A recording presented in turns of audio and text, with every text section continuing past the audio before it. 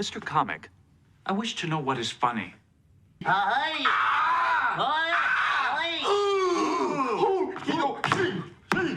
That is considered to be funny? Well, friends, we're back talking Star Trek Lower Decks, the 5th and final season. We're all the way up to episode 6, otherwise entitled Gods and Angles. Now, we are quickly approaching the end of the season. If you don't want spoilers, this is your last warning. Let's crack into the episode. Gods and Angles exceptionally feels like a season 1 type of episode for this show. Outside of a couple things that wouldn't have fit in season 1, specifically I would have to say the juxtaposition of Mariner's maturity with the new character introduced in this episode of Ali, who is supposed to basically represent a proto version of Mariner, or at least a season 1 ungrown, traumatized version of Mariner, however you want to describe that. That was really the only thing, plus a couple of sprinkled elements in here, like obviously T'Lyn being on the ship and the alternate universe thing going on. Outside of that, this felt like a bare bones back to basics, not necessarily in a good way, very early episode of Lower Decks. Almost to the point where I'm wondering if this was either a leftover idea from season 1 or a couple of ideas that had been bouncing around since the beginning, and they finally put them both into practice here. The orbs and cubes peace talk, very paint by numbers. It was pretty clear right from the start this was going to be some sort of take on Romeo and Juliet, and none of it really stood out to me as being the most fresh and original take that they could have put in there. There were a couple of cute jokes. I liked some of the angles and curves stuff going on. I liked the way that Ransom was interacting with them, but overall it was pretty just blasé, I guess you could say, or you could pretty much determine where they were going right from the beginning. The Ali storyline, while also not being the greatest and best thing out there, was probably what I liked the best. I don't hate the fact that they brought back a descendant of this race of the Greek gods being semi-ascended aliens, or however you want to describe them.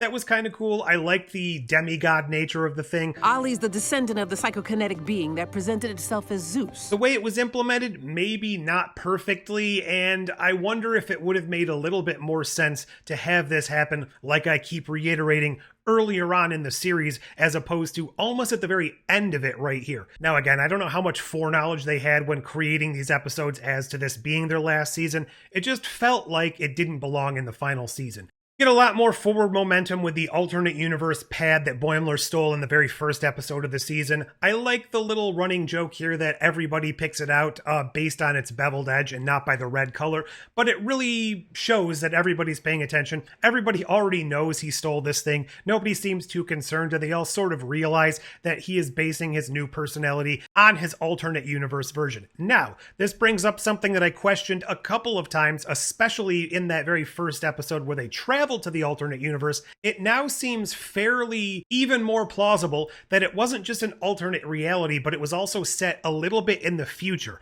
There were several things that happened in that universe which have not yet happened in our universe. No, when the Orb and Cube peace talks happened in his universe, Beard Boimler and Dr. T'Ana became pals. Even such things as maybe Carol Freeman's transfer. I know that could have happened in the past, but things like this peace treaty had already happened. The way that they reference Tendi having left for Orion a long time ago, instead of having just left for Orion to become a pirate and never return, that also felt much more distantly in the past. I just feel like there might be a further twist to be revealed later on as to why that seems to be set in the future as opposed to just parallel to ours. We're 6 episodes in and we've done absolutely nothing to forward the momentum or the plot of the alternate reality rifts.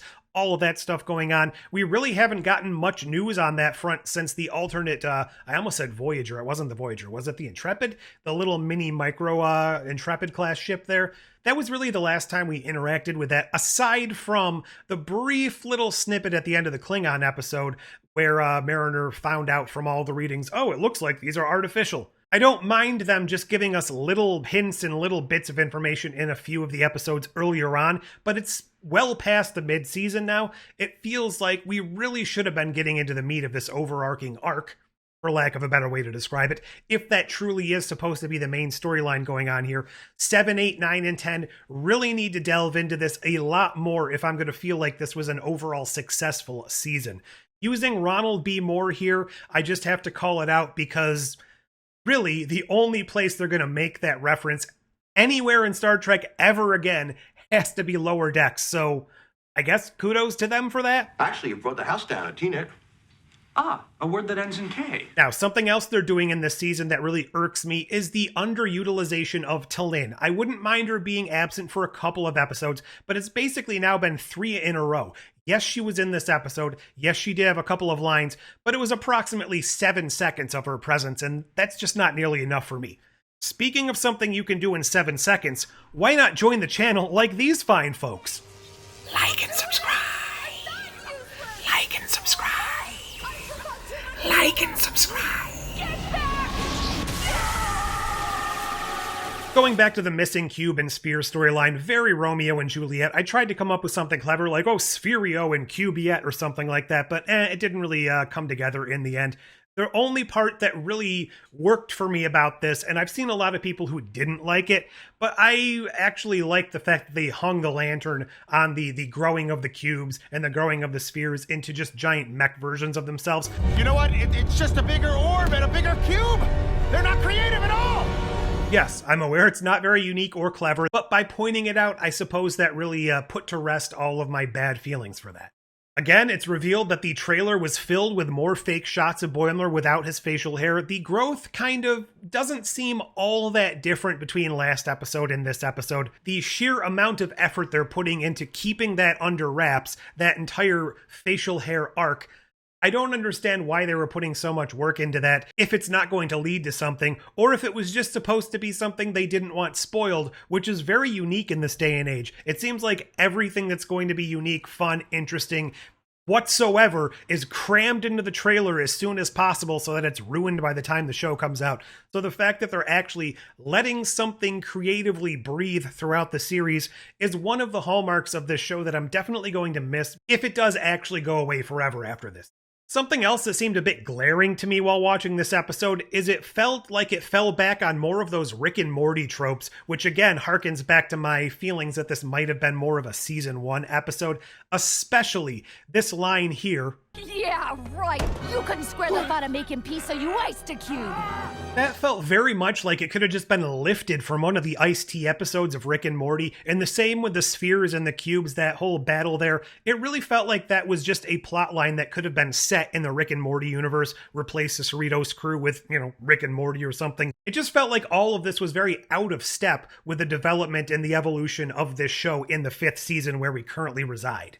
As uncreative as it may have been, I did enjoy watching the Shape War, and I did really like the call out of Shape War. That was fine. That was fun. But overall, I feel like this episode just kind of washed over me more than really sank in and felt like a true earned experience. Mariner discovering that she's basically an evolved version of Ollie and deciding to take her under her wing and try to get her to come around and develop into a more Mariner-esque version of herself.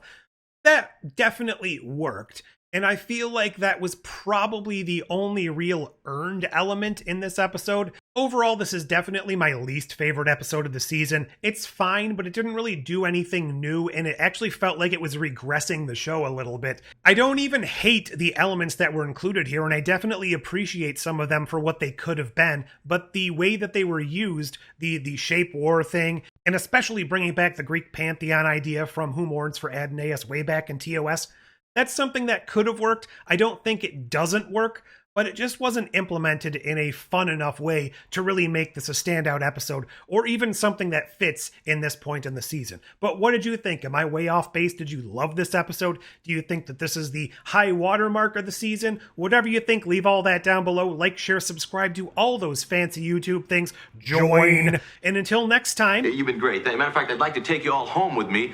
Unfortunately, I took the last audience home and there's no more room. Boom. But thank you, really. Thank you.